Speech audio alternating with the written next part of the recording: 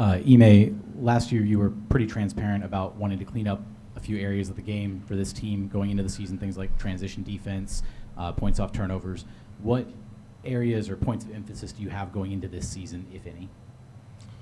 No, I feel we hit the benchmark on most of those. I think, you saw it was night and day as far as where we were and where we got to in a lot of those areas. So at times we were focusing on specific things and not really emphasizing others. And we saw some things, some trends that we're going the other way as far as things we were doing well without really emphasizing. So continue to double down on the things that we did well and try to be even better on the defensive end and clean up those numbers. And but as well as focus on some offensive things that worked well for us second half of the season, specifically after All-Star break. So, like I said, we got from the 20s down to in the 5s, and those numbers were great.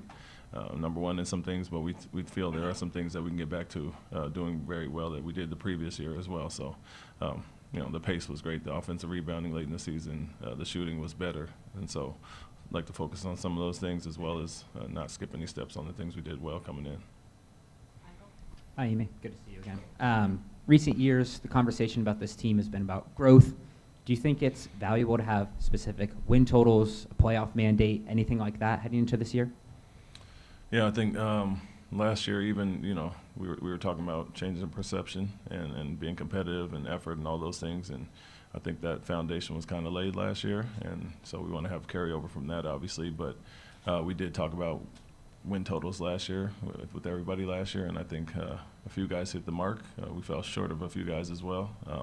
So we won't really specifically talk about wins this year, but playoffs is a goal, and that was a goal last year. We fell short of that. So we talked about some people thought it was a successful season. We fell short of the goals we had, but there was a lot of improvement across the board, and we want to take another step, obviously, with that. So we won't put a number on it, but we'll talk about getting to the playoffs, and that's the goal. Do you feel like your team was dissatisfied with missing out on the playoffs last year? Do you think that's a driver in the summer, so to speak? Yeah, for sure. I think, that we were up and down, quite honestly.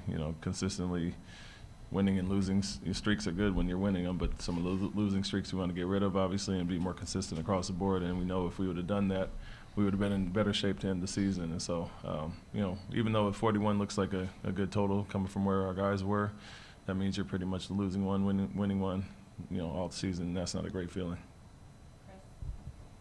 Coach, right here. Coach, what are expectations for Reed Shepherd this year? Just to see him get accustomed to the NBA game, continue on the trajectory that he's on as a player, which is always taking really good leaps from high school to college and college to summer league, and just being in the gym with our guys. So for him, it's really learning the NBA game, similar to the rookies coming in last year. He'll be mentored by a lot of good veterans, and Fred, a guy that he can kind of emulate some of the things he does there. So. The goal for him is to be comfortable and impact the game with his shooting, his IQ, and his toughness and the things he brings to the table. So, we're not talking about roles or defining anything right now. He'll kind of work his way through that, but we do have a lot of a high upside for him. Rafael, you made almost no changes, roster changes since last season.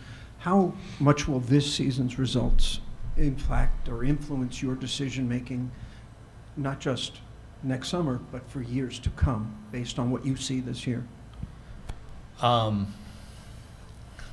Depends on what we see this year. I think that, we didn't make changes because we really like the group. And hopefully this group of players takes another step forward, and at least the core of what we have can stay together for a long time and be very successful. That is definitely plan A, but my job is to look at everything, and I always will, and kind of each step of the way, whether it's now or at the trade deadline or next summer, you kind of have to freshly reevaluate. Things don't always turn out the way you want them to, and it's kind of a continuous process. Ime, do you have an update on some of the players who were injured late, like Tari, how he's doing, how Adams is coming along, and Alpi? Yeah, I mean, Alperen, he's back, he's fine. He was, if we would have made the playoffs, he would have been able to play, so he's had a great summer and the work he's put in. Steven, has been going through his own process, and we've had him in the gym with us recently, so he's looking good. Tari, same thing, ramp up is there. I think with those guys, we'll be conscious of that they're coming off of injuries, and some hadn't played in a while, but what we've seen with their progress has been great. They've been in the gym with our guys, like I said, and for us, it'll be how we manage that and, be cognizant of the fact that they've been off for quite an amount of time and look at the big picture. And so we're happy with where they're at, and, we'll monitor that as we go through camp and through the early part of the season. Ben. Ime, this is the first time in your career as a head coach that you're going into training camp as a year two guy. What are some of the things as a coach, as a coaching staff, that you guys can sort of implement with your playbook in year two that you can't in year one? Oh, it's honestly not the first, I guess you would say. A lot of teaching last year, especially coming into camp. We can kind of hit the ground running with some of those things. Won't skip any steps as far as reiterating the points and what made us good last year, but there are things that we can add. Like I said, we saw things throughout the season that really worked for us, and we can zero in on those. And so for us, it's find out what works best for the group. And we have a lot of guys with different individual skill sets, but the group overall, what's going to make us the most successful, and we've kind of zeroed in on some of those things. And for me, it's like I said, the terminology, the teaching points, the newness of me and my staff last year. That takes some time for certain guys, but now we can kind of hit the ground running as far as that. And to Rafael's point, we have the same roster pretty much coming back with the additions of Steven and Reed. And for us, that continuity is good. So we feel we don't have to teach as much, although we will continue to do that with our group. But we can kind of hit the ground running and been there, done that, and some things we can show them with video that they've done really well. Bashard. For Mr. Stone, now that you have the open roster spot, is there any plans to bring in another player before the start of the season, or are you pretty much going to stick with the existing roster? We're open to it. I think I think it's less likely. I don't think we have playing time for all the guys I'd like to play as is, and so really we're looking at that as added flexibility, whether it's now or at the trade deadline or something else. But no, it definitely is possible depending on what shakes out around the league. It does. I like that flexibility, but I guess we'll just see. I didn't answer your question at all. I'm sorry. Yeah, it's hard to know sitting here right now. But I would say there are no immediate plans to fill it. Coach, prior to being drafted, Amin Thompson was usually a lead guard, primary facilitator for his team. And then last season, we saw him kind of deployed, especially in the latter half of the season, kind of offensively as the center, right, setting a lot of screens, playing out of the dunker spot. What do you envision as his kind of role moving forward long term with this team? Yeah, for him, I think he's a guy that pretty much checks every box. If anything happens injury-wise, you can plug him into any position. And I think he really learned to play off the ball some last year, which will only benefit him and our team going forward. But he's a guy that's great with the ball in his hands, great with the pace and the things that he does naturally. But like I said, teaching him that, it was due to necessity. Obviously, Alpi goes out, and you can plug him into the 4 or 5 spot with Jabari out there. And him being injured early, Aaron and Fred and some of those guys and Jalen were handling a lot more by the time he came back. And so for us, the flexibility and his versatility is great. I envision him being able to do everything, play on and off the ball, impact the game, obviously defensively and offensively in different ways. But the pace that he plays with and getting out in the open court is great when he has the ball off a rebound. But he also played in the dunker, and he's a great offensive rebounder. He's a great finisher around the rim, and he found the pocket and saw how good he did there once he learned to screen and roll a little bit. So that versatility is going to open up a lot of things for us. And if anything happens to happen as far as injuries, you can plug them in 1 through 5. Rafael, 2 quick questions. The first, are you optimistic about getting extensions done with Alpi and Jalen before the deadline? That relates to their contracts, and I don't talk about our players' contracts. I don't think it's fair to them, so I'm not going to answer. The other question, you may talked about goals of making the playoffs. For you, is there a goal of just wanting to see how this fits for another 82 games, just to get more information, just to see how things look moving forward? Yeah, I think that's like the answer to that one is like 100% yes. You know, we kept the roster together because we like it and we're excited about it.